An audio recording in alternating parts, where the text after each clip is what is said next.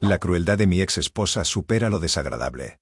A finales de los 90 conocí a Amy, una bartender pelirroja con lentes y personalidad coqueta pero directa. Me atrajo de inmediato. Con el tiempo nos fuimos conectando mientras yo, borracho, le contaba mis problemas con mis padres. Incluso me llevó a casa algunas veces. En 1999 ya estábamos saliendo oficialmente. En 2000 se mudó conmigo después de que heredé la casa de mi difunto tío. A finales de 2001 tuvimos un embarazo sorpresa. Así que nos apresuramos a casarnos a principios de 2002 antes de que naciera el bebé. En la boda, mi padre se comportó como siempre. Coqueteó en broma con Amy y luego me dijo que ella era demasiado buena para mí. También repetía que se parecía a mi madre de joven, llamándome niño de mamá que se casaba con un clon de su propia madre. Me hizo enojar y le dije que lo único que tenían en común Amy y mi madre eran los lentes, y que mi madre fue una hippie total en su época, no como Amy. Me di cuenta que estaba armando una escena, y mi padre se veía engreído por ello. Me alejé y traté de evitarlo el resto de la fiesta, pero él seguía apareciendo para molestarme. Solo se detuvo cuando le recordé algo que odiaba que mencionaran, y de inmediato se hizo la víctima. Le dije que me callaría si dejaba de fastidiarme. Él solo se enfureció por un momento y se fue a tomar una copa. Ese día abusó del vino.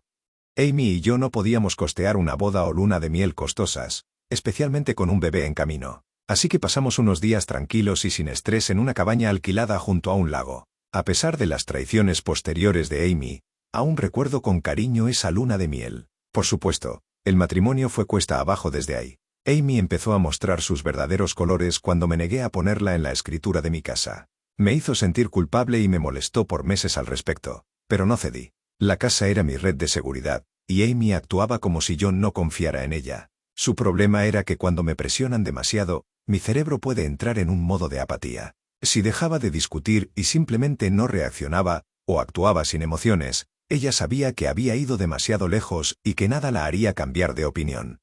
Eventualmente se rindió con lo de la escritura de la casa, pero durante años dijo que yo era un idiota total por no darle lo que quería / merecía. Mentía y exageraba abiertamente sobre eso para hacerme quedar mal, especialmente con sus amigos. Me acostumbré a decirle a la gente que realmente no tenía que darles excusas, y que si querían causar problemas, que lo hicieran lejos de mí. Terminé echando a varios amigos de Amy de mi casa porque seguían antagonizándome. Amy también dejaba que sus amigos tomaran prestadas mis cosas sin preguntar. Muchas de mis películas, CDs, herramientas, videojuegos y cosas así desaparecieron. Y cuando descubría que Amy dejó que sus amigos se llevaran mis cosas, ella las llamaba nuestras cosas. Si le recordaba que yo pagué por ellas, me decía que se lo estaba restregando porque yo ganaba más dinero que ella. Luego se hacía la víctima actuando como tonta y diciendo que yo creía que era estúpida. Bueno, como supongo que sabrás al leer todo esto, la estupidez se manifiesta en las acciones. Apenas recuperé la mitad de las cosas que prestó.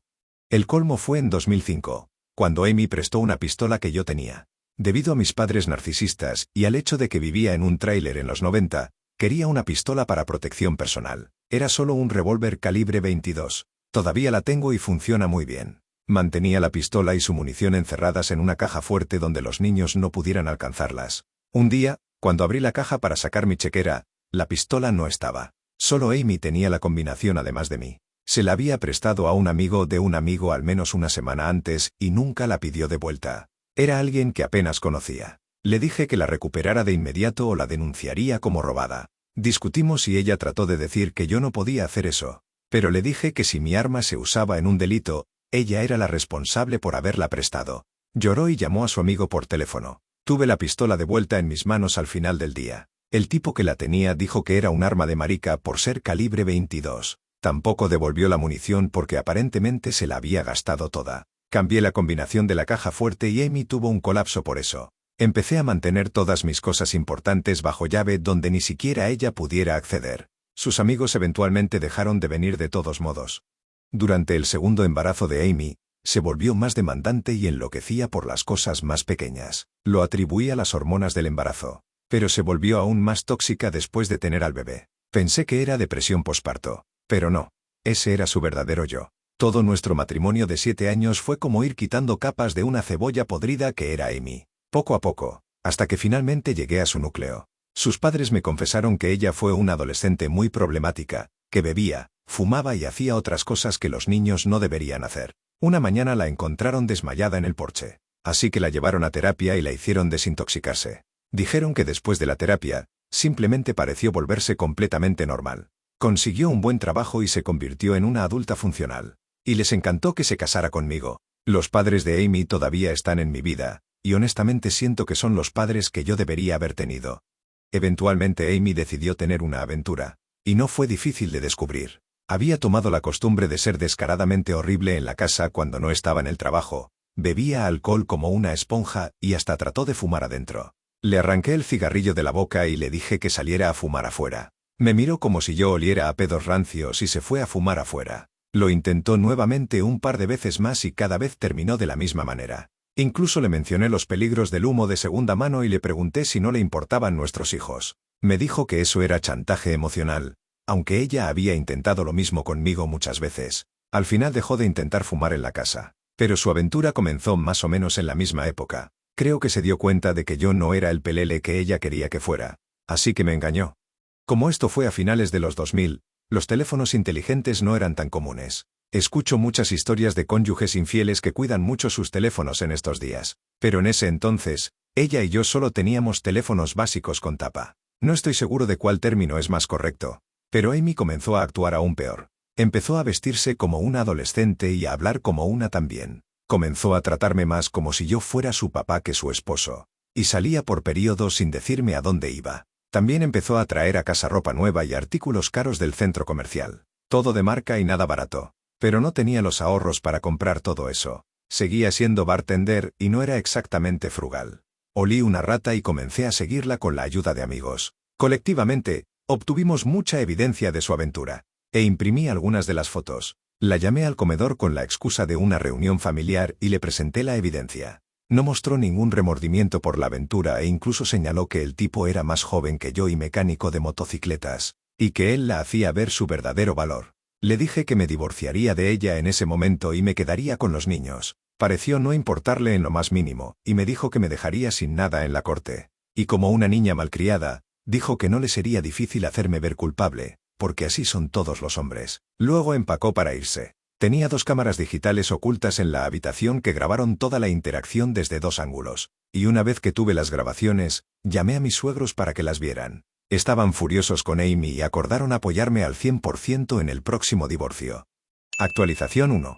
Desafortunadamente mi estado tiene divorcio sin culpa. Así que no pude hacer que Amy lo perdiera todo solo por su aventura. Pero el juez aún vio lo malvada que era por sus intentos de difamarme, ya que proporcioné las grabaciones de las cámaras y toda la evidencia de la aventura. Amy quería quedarse con mi casa, pero su nombre nunca estuvo en la escritura y yo la poseía desde antes del matrimonio. También salió a la luz durante el divorcio que Amy había acumulado decenas de miles en deudas de tarjetas de crédito a mi nombre, al solicitar más tarjetas sin mi conocimiento. Todo ese dinero se fue en sus juergas de gastos y en su amante. Y esperaba que yo lo pagara todo por ella. Pero cuando mi abogado dejó en claro frente al juez que ella había cometido fraude al firmar mi nombre junto con el suyo, y que una investigación posiblemente conduciría a tiempo en la cárcel si se llevaba a cabo, al final Amy asumió la mayoría de esas deudas de tarjetas que pudimos probar que eran suyas, y recibió una suma global de la mitad de mis ahorros de jubilación en lugar de pensión alimenticia. Por supuesto, la mayor parte de esa suma se destinó a pagar sus deudas de todos modos. También obtuve la custodia total de los niños. Y ella odiaba que eso significara que yo recibiría manutención infantil de su parte. Mis hijos también se dieron cuenta de que su madre era malvada, a pesar de que eran tan pequeños, así que no querían saber nada de ella. Amy dijo que los niños eran iguales a mí de todos modos, por eso no los quería. Amy no hizo fácil obtener la manutención infantil que le correspondía mensualmente, a pesar de que solo pagaba el mínimo. Realmente no tenía excusa para no querer pagar, así que simplemente actuaba de mal humor cuando la llamaban por eso. Ella y su nuevo amante, el mecánico de motocicletas, se fueron juntos de la ciudad, y Amy no ha vuelto desde entonces. Todavía tenía medios para contactarla cuando su manutención infantil se atrasaba, pero no tenía planes de hablar con ella por ninguna otra razón. Sus padres también la repudiaron y dejaron de hablarle por completo. Ella trató durante un par de años que volvieran a hablarle, pero siempre se negaron. Han estado sin contacto con Amy durante unos 14 años. Sin embargo, son excelentes abuelos para mis hijos. Y aunque mis hijos ya son adultos, todavía nos tomamos el tiempo de reunirnos como familia. Amy me llamó algunas veces para decirme que le dijera a mi madre que dejara de molestarla, porque me negué a dejar que mis padres se acercaran a mis hijos en la década de 2010. Mis hijos me dijeron que no querían saber nada de mis padres de todos modos. El hecho de que mis padres terminaran en un hogar de ancianos solo hizo más difícil que intentaran vernos. Ya no podían simplemente aparecer sin previo aviso, así que mi madre molestó a Amy para tratar de hacer que yo hiciera que mis hijos la vieran. A Amy no le importaba y dijo que no era su problema. Y una vez que mis dos hijos cumplieron 18 años y terminó la manutención infantil, Amy cortó el contacto con nosotros por completo.